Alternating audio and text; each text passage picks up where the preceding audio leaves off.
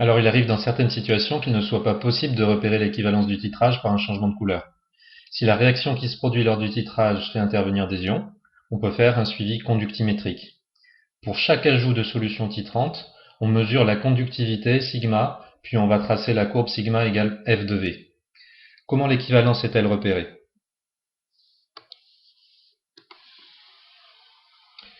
Si au cours d'un titrage conductimétrique la dilution est négligeable, le graphe sigma égale F de V est constitué de deux droites. Le point d'intersection de ces droites permet de repérer l'équivalence du titrage. Alors, du point de vue de la gestion des ajouts de solutions titrantes, l'équivalence étant repérée par l'intersection de deux droites, il suffit de faire des ajouts de solutions titrantes tous les millilitres par exemple, voire tous les 2 millilitres, ça sera souvent suffisant. Regardez cet exemple, c'est le dosage d'une solution d'hydroxyde de sodium, Na++ HO-, par une solution d'acide chlorhydrique H3O++ Cl-. Alors on va commencer par écrire les couples acide-base quinterrière. Dans la solution d'hydroxyde de sodium, l'espèce acido-basique, c'est la base HO-, l'acide associé CH2O. Et l'autre couple, c'est le couple donc qui fait intervenir l'ion oxonium, qui est présent dans la solution d'acide chlorhydrique, et la base associée, CH2O.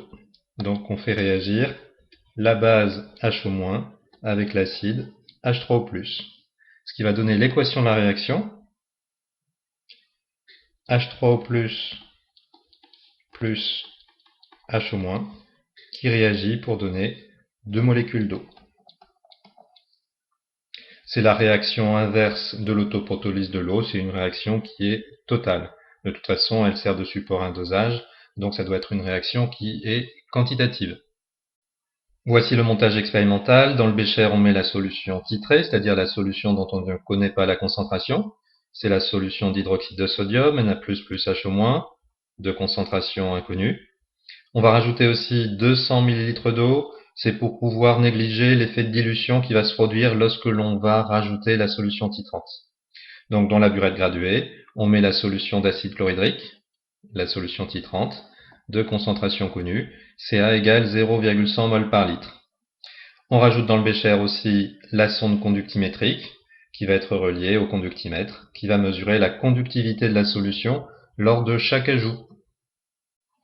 Pour pouvoir déterminer la concentration Cb, il faut commencer par repérer le volume équivalent. Pour cela, on va exploiter la courbe. On commence par modéliser chaque portion de la courbe par un segment de droite. Donc je le fais ici sur la première partie de la courbe, et je fais de même sur la deuxième portion.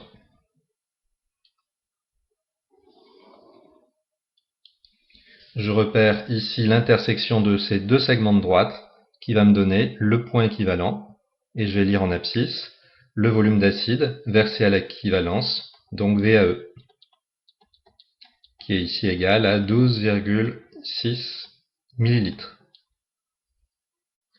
Il ne reste plus qu'à utiliser la méthode habituelle. On commence par rappeler la définition de l'équivalence.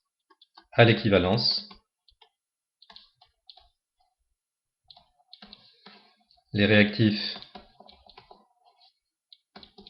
ont été introduits dans les proportions stoichiométriques.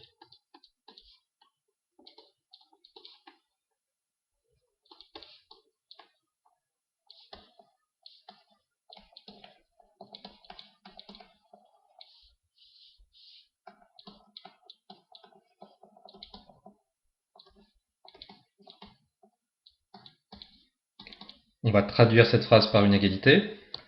L'équation de la réaction, la voici. Je surligne ici les deux réactifs. Donc les réactifs ont été introduits dans les proportions stoichiométriques.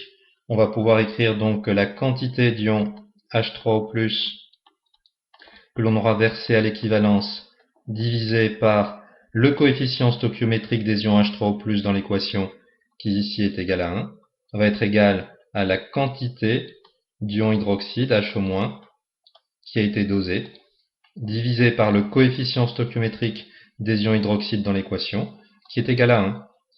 On remplace cette égalité par une relation avec les concentrations et les volumes. N est égal à C fois V.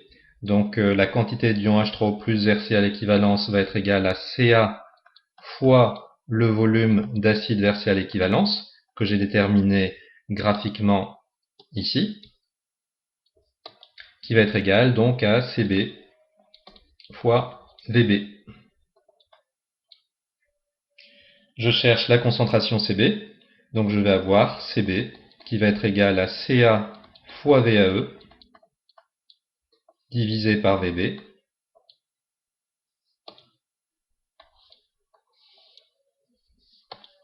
Je passe à l'application numérique. CA est égal à 0,100. Je multiplie par le volume d'acide que j'ai déterminé, 12,6 10 puissance moins 3.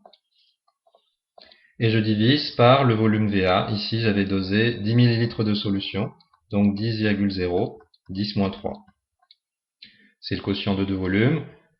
Les 10 moins 3 se simplifient. Et le résultat donc de l'application numérique donne 1,26 10 puissance moins 1 mol par litre. J'ai ainsi pu déterminer, à l'aide d'un suivi conductimétrique, la concentration de la solution inconnue en hydroxyde de sodium. Ici, on va justifier l'évolution de la conductivité de la solution avant l'équivalence et après l'équivalence. Alors, la loi de Colroche, elle dit quoi? Elle dit que la conductivité, sigma, c'est égal à la somme sur I des lambda I fois xi, où xi représente donc les ions qui sont présents en solution.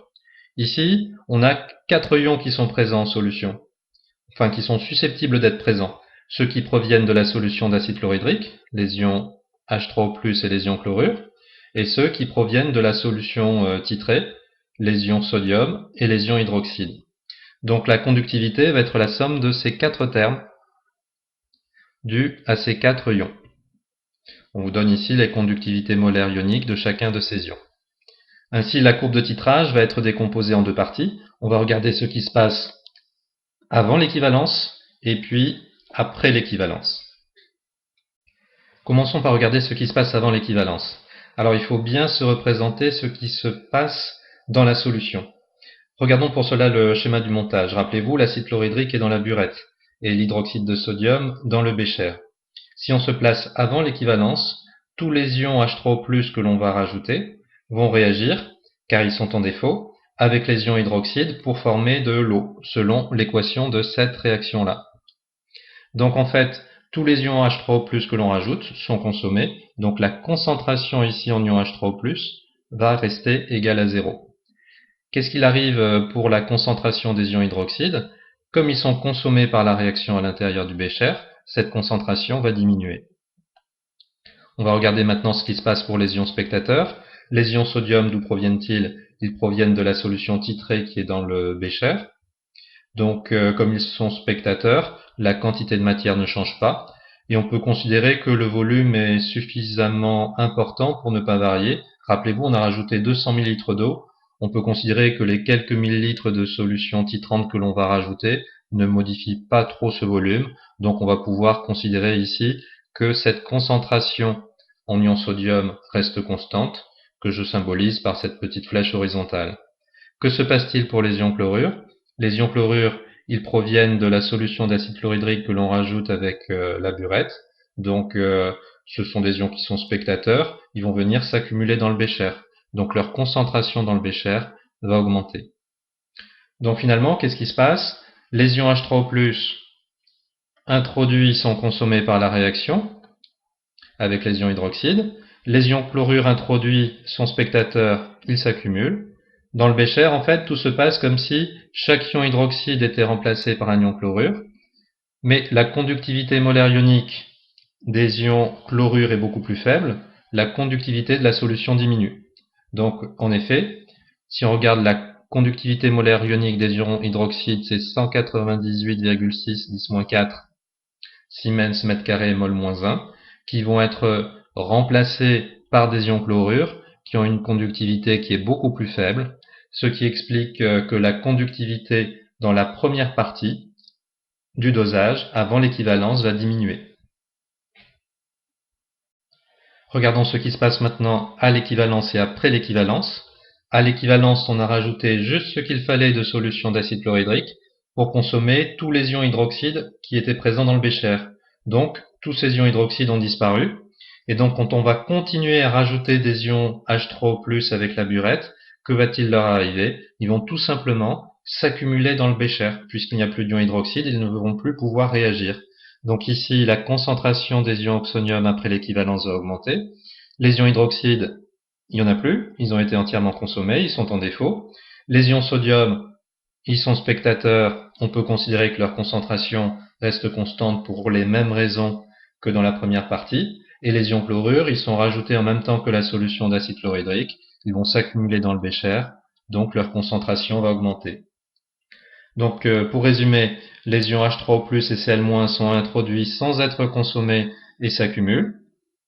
La conductivité de la solution augmente. Donc après l'équivalence d'un dosage, la conductivité de la solution augmente toujours. On remarque quand même, pour d'autres dosages, les deux droites peuvent avoir des coefficients directeurs positifs.